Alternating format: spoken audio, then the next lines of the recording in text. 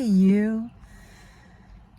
So, I'm just leaving work, getting ready to start my car and warm it up, get on the road, drive for the hour and a half it takes me to get home, but I can't wait to get home. I have tomorrow off and it's kind of rainy. It's just starting to rain a little bit, which is wonderful. We need it. But from what I understand, it's going to get a little bit warm again, which means muggy. So I'm thinking a day inside coloring. That's what most of my days off are. I'm really excited. So hopefully tonight, when I get home and sit down to color, you'll come over. I'm looking forward to seeing you. And if not tonight, maybe tomorrow night, because I'll be coloring then as well. So hopefully I see you very, very soon. Take care. Okay, wow. Here we are, safe and sound at home, and check out this gorgeous book I found used off of eBay. It has been started making the rounds and colorist videos, and it's hardback. There's the ISBN. And it's just an amazing, amazing hand-drawn book and absolutely gorgeous. It's a bunch of mythological beasts and what they are considered to have been. There's a little bit of, I'm showing you that it is hardback, and it's one of the, few hardback books that you can come upon. And look at that. That is some of the artwork that's in there and some of the coloring. I love those muted colors. It's Angela Rizza, who illustrated this. And I don't know why I've never heard of this book. It's an older book. It's got tons of creatures in it, and I will do a flip through of it and talk more about this book very soon. But I did get started coloring in it, and what I'm using is this, look at that. These are the shiny style color gel pens from Languo, and you can see the sparkle on the cap. And then I have a regular Languo gel pen. That's just the acrylic gel in there. I had recently purchased just a small little pack of the shiny style gel pens and loved them so much that I waited for a good price, and I got the entire set off of Temu. It wasn't very expensive at all. So I'm going to work on the Chilean here, and yes, you do need to shake these, but they're a ballpoint. I don't know, maybe you don't need to shake them, but it's habit for me to shake these gel pens. And I'm going to add some blue. Now I've put the reds at both ends of the animal, and I thought, wouldn't blue look great with those orangey reds, like a turquoise blue? It probably makes sense to the color wheel, but I don't know. I don't have a color wheel. So, I could look it up, but I just wing it like usual. And so I'm adding this really super shiny gel pen, and look how shiny they are. I absolutely love these. I think in a recent coloring in the cabin with me, I used this exact same color and this exact same pen on a different page. It is one of my favorite colors, and it is a beautiful pen and just makes things super shiny. So I'm going to speed this up a bit. So I'll be right back. Okay, we're moving a little faster now. I've got this in double speed. This is not actually as fast as I color.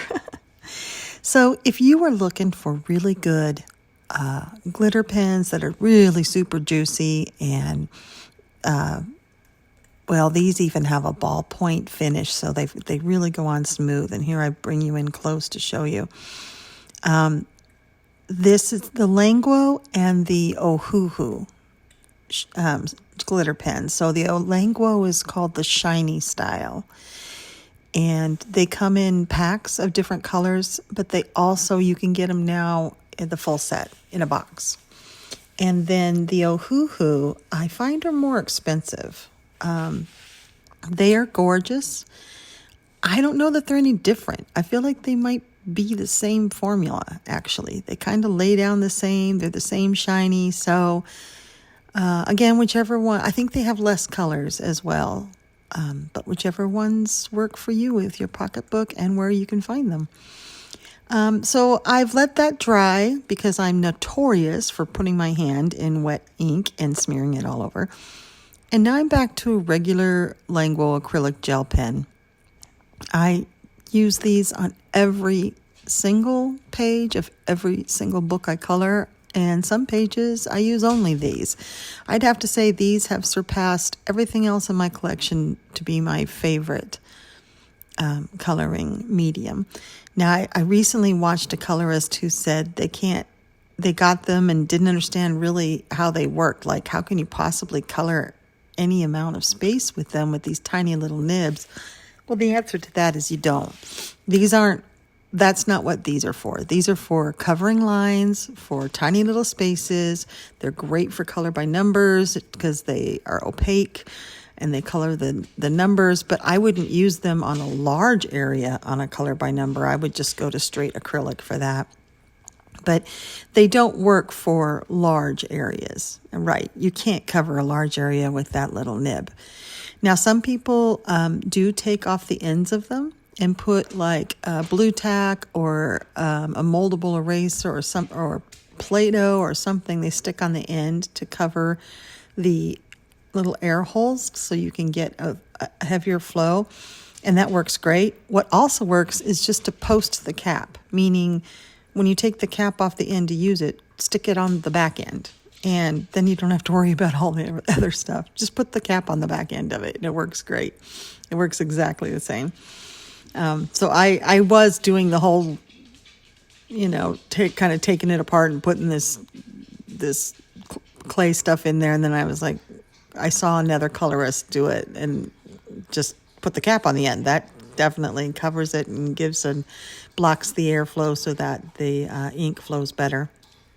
And look how well it's flowing.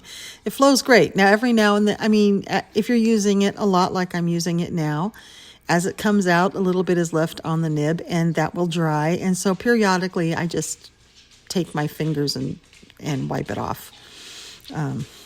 Jack is making a lot of noise because, of course, he is, because that's what he does when I start talking and making a video. He just walks around and makes noise. Otherwise, he sleeps all night. All right, so I've let that dry. We're done with the blue, and I'm really loving the way it's looking with this orange red. So I'm going to go ahead and add some of this green. Now, it's a really dark green, and I'm putting that down here in the grass. Now, the grass was done with watercolor. I was just I wasn't being very precious about this page, and so I based it with watercolor in a lot of places. And I've noticed that my pen was having issues with it. It was having a hard time flowing, but I do get it flowing eventually. But this is me struggling with the pen. There we go. I forgot to put the cap on the end, and there's going to be a big difference. Look at that. It comes out so much better when you put the cap on the end. So for some reason, I was holding it in my hand. But look at how much better it comes out when you've got that cap covering it and blocking the airflow. So I'm just using these pens on top of watercolor, and I let the watercolor just be super messy and painterly looking. And then, because I knew that I was going to be going on top of it with gel pens, and I thought that would be nice. I thought it would make the, see, there I am cleaning some of that gel that hardened on there, because I'm not very good about cleaning my pens when I'm done using them. But I thought it would look really cool, kind of like grass, if I didn't make it super even. Now, it kills me because this sort of like loosey-goosey look is not my comfort zone. I like my mediums to be very flat and even, but I wanted to try it out and see if I made it just look more messy, and then made everything on top more precision, and would it add some texture and some fun to the page. And I end up really liking it. So here I am using more more Languos, Languo gel pens. These are from various different sets. I have the full set of them. And I'm just going over lines, and I'm darkening places. I'm adding shading. I'm covering black lines. I do like to cover black lines. You can see where I've stuck my hand in wet pen, but I will cover that up. And I really like how this one looks. Sometimes when I cover a lot of the black lines, it actually makes the details disappear, and I don't like it. So I haven't yet figured out how to know that's going to happen before I cover all the lines, like what pictures are good to take out the details and make them look like they don't have lines, and what pictures aren't. I haven't yet figured that out, how to tell that. But I do know that I was very messy, that these Languo gel pens are not only covering black lines, but they're also cleaning up the lines. And so that's another reason I wasn't too careful, was because I was planning on going over it all with these beautiful acrylic gel pens. And I've been experimenting with different colors. Like maybe in the past I would have done those hooves all in a dark brown, but here I'm adding some red to them. I've been experimenting a lot, and I really credit those Languo gel pens for getting me out of ruts and trying new things. So, and I did grab all of the, see there, you have to clean off, I get it all over my fingers, of course, but you have to clean off that nib now and then. These do not layer well. Like once you put one layer down, if you want to go back and darken it later, it's really hard. That tiny little nib will mostly scrape off what you put on. It doesn't layer over itself very well. So I try to get it on nice and thick the first time. This particular neon orange didn't cover the black like I wanted it to, but I kind of am okay with that. It leaves it darker on the edges, making it look like a border. And although it wasn't the bright orange neon I wanted, it's all right. You know, it's flames on the back of a tiny horse. It's tiny flames on the back of a small horse. And come on, it's a learning experience. It's a lot of fun. Coloring, I think, even if you feel you've destroyed the page, I always feel like it's a win because you learned something from it and you had fun doing it. I have no idea what I'm doing here. I'm just making stuff up as I go. But I'm really liking this creature. I have colored Qilins before in other pages, like in Kirby and other places, and I kind of wish I would use this color palette before. This is the first time I've experimented with these colors together, and I love it on this animal, and I want to do it some more. Usually what I do is make the animal more monochromatic.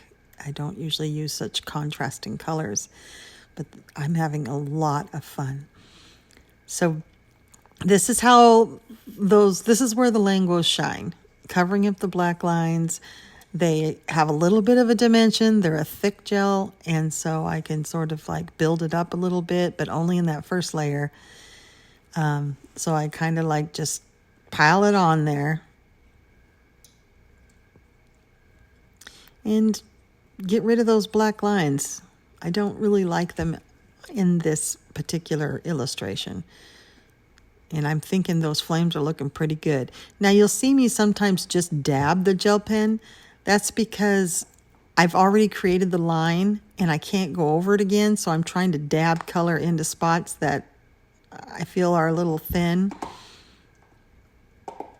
If this were like a Tule Art gel acrylic pen or something like that, I could pump the paint out onto a palette and brush it on and get a second layer and such.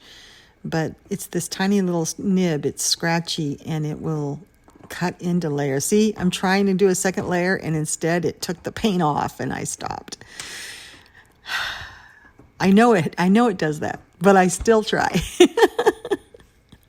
I still want to put a second layer on and I can't. I try all the time.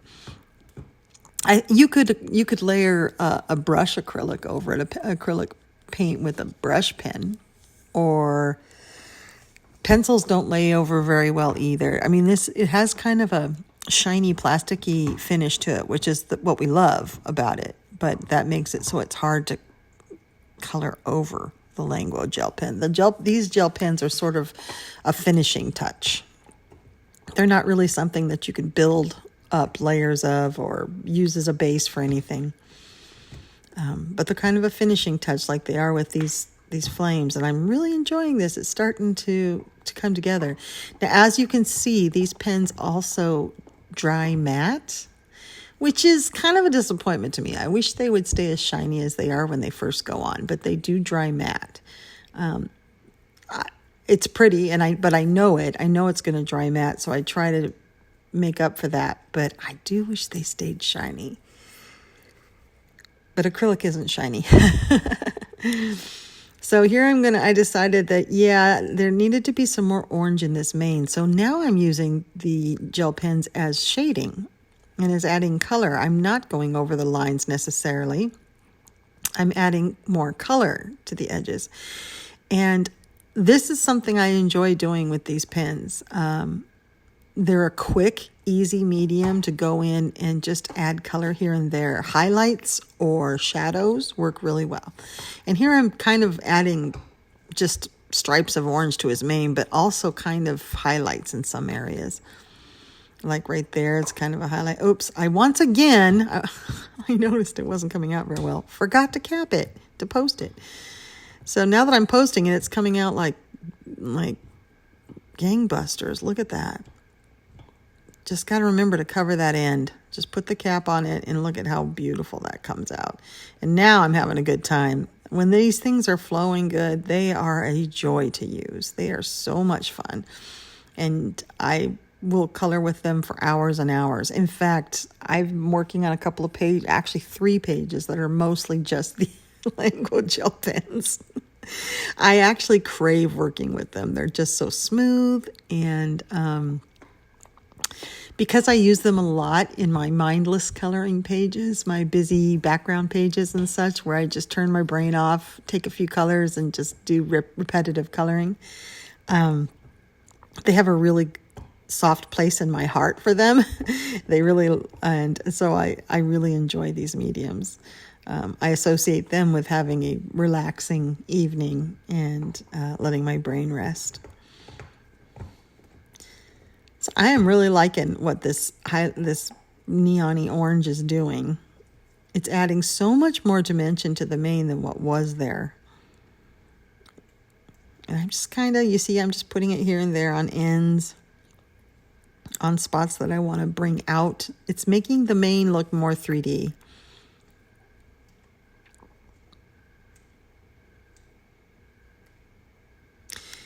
And I'm notorious for going too far with everything, so I'm trying to restrain myself, but I keep wanting to add more.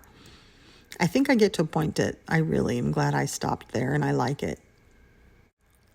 Okay, just in case you ever wondered what it was like living with a chicken, here you go. Especially a very obsessively needy chicken who wants to be on you at all times. This is Jet. For those of you that don't know, I have raised him since a baby. I do have chickens, but he was injured as a baby, and I brought him indoors, and now he thinks he's a pet that lives inside. He does. He is a baby. He likes to poop a lot, so I've got him on. I've got some protection on my back there. And I just wanted to turn the camera around and show you what I'm doing when I'm coloring for you, or not so much filming videos where I'm talking. I try because he's very distracting. But this is me coloring those pages that I'm going to voice over later with a chicken on my shoulders. Now, Jet is quite a character, as you can see. He has extra toes. He's part silky, so he's got extra toes and all those feathers. And so he looks like he has giant feet. I think he looks like he's got, spurs and chaps on. He's a small bird. His mother is very, very small, and his father is a banty, so he's not going to be very big. But he likes to hang out, and mess with me a lot. If you've seen him lately, he's a little bit bigger than he is in this video now, and I'm going to be updating some videos for you because he is grown. He's getting beautiful too. He's gotten his, he's getting some beautiful feathers in. So I just wanted to show you a little clip of what my life is like living in a cabin with a chicken. Okay, here I'm working on one of my favorite books, and that's the yokai coloring book. And I have a group where we're working just at our own pace with this. And look at me. Who am I watching there? I'm watching somebody's finished pages. This is Ringo Nokai, and he is an apple-headed yokai, kind of a crazy demon type yokai. And he has an apple head. I'm not sure why. And he knocks on people's doors and asks for your poop. And he wants to eat your poop. And then he wants you to join him while he eats your poop, so you can have some too. You know, everything weird comes from Japan or Florida. So here what I'm doing is I'm using the Languo gel marker, acrylic markers. And I'm putting on a second coat, and I'm showing you how that looks. So I've already put one coat on and let it dry at least overnight. And these acrylic, I'm going to say gel, but I mean acrylic. These Languo acrylic markers are not my favorite. They're not very opaque at all. You have to put at least 2 layers on. And so what I'm doing is using them for backgrounds until they're used up, and I won't be replacing them. I do like the guangna better. So, but look at that. Look at the difference between the part that's by his face and the part that's up there in the tree that has the second coat. Now, while you're putting it on, it doesn't, and I'm sorry, I'm out of camera here. I'll move it. But it doesn't look like it's getting any more smoother. But once it dries, it does. So the part by his face there is one coat, and that's what one coat looks like when it dries with these pens. And then once you put a second coat on, it looks like that part that's between the 2 branches. So this is the entire background with 2 coats. And I think it looks great. A third coat would make it perfect, but I'm not going to do that. The rest of this piece was done with watercolor pencils and Tim Holtz watercolor pencils. And he's now done. So it's later in the evening. I've taken a bath. I'm in my pajamas. I think you can hear the crickets outside. They're loud tonight. And I wanted to show you something I was working on before I stopped to go into the bath. This is coming along. Remember I said that I needed to do this page? That this was a buddy that I just neglected last couple of months. And so I am using Albrecht Dürer on everything. The background was one of these Languo acrylic painter markers that I'm just trying to use up because they're a little translucent and not as good as the guangna. But 2 coats gets a pretty opaque, of the darker shades, gets a pretty opaque color. So I'm really liking that. And it's coming along. It's coming along. Most things are based. Nothing's really done except for the background. Although I might put some stars in it. And so working on that. But what I was thinking about doing this evening, I'm not sure if I'm going to continue coloring right yet this minute. And this is out of Fairy Celebrations, one of my wonderful, beautiful gifts that I treasure. Is I'm thinking about putting on some new nails tonight. I won't do that on camera because it's like watching a train wreck. But I've got this other set of Glamnetics Harry Potter set. And these are, they come like in this pretty packaging. Oh, maybe I just have to keep them like this. These are just the Hogwarts. Glamnetics has a whole series of Harry Potter, all the different houses and such. And so each one of these has something different from Hogwarts. The Sorting Hat, Hedwig, just some books and keys, the Platform 9 3/4, the Gryffindor scarves and such. So I am thinking about putting these nails on tonight. So if I do, I'll show you the finished product. All right. I'm going to get myself organized. I don't have too much more time of being up and awake. I should go to bed soon because, you know, it's a Saturday night. I have Saturdays off, but I do not have Sundays off. See, the neat thing about these nails, too, is they have so many. Here you can see them better without that gold backing. They have so many in several sizes. There's like, I don't know, 2 or 3 in every size, and there's 30 nails here. So you can usually size them and find the one that works for you.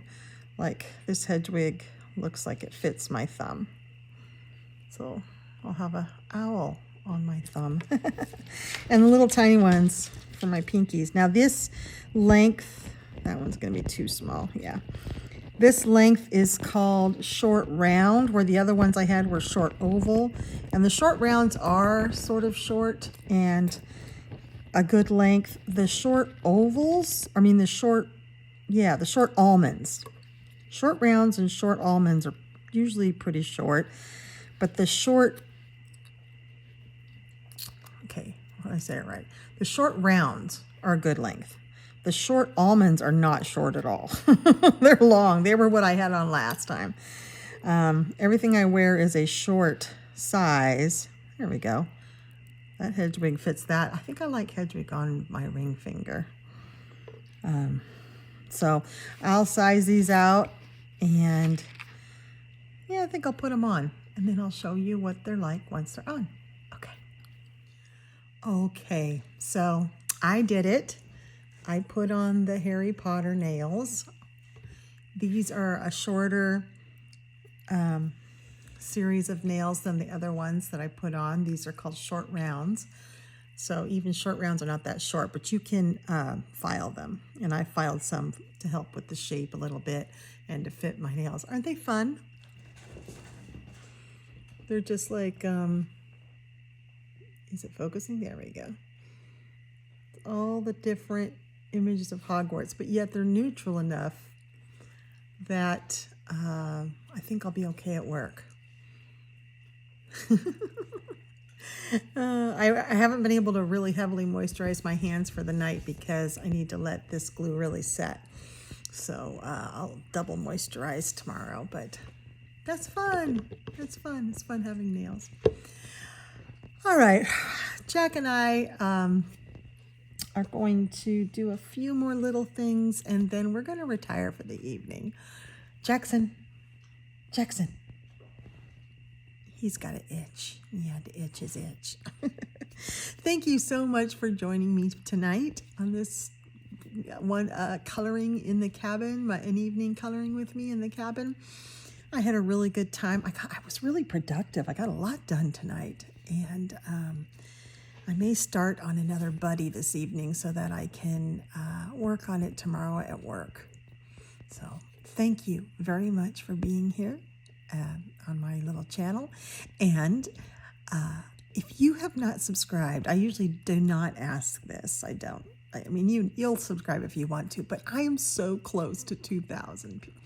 And so if you haven't subscribed, I would love to reach 2,000. I think that would be such a cool thing. Okay. Anyway, you have a wonderful evening. And remember, I love you.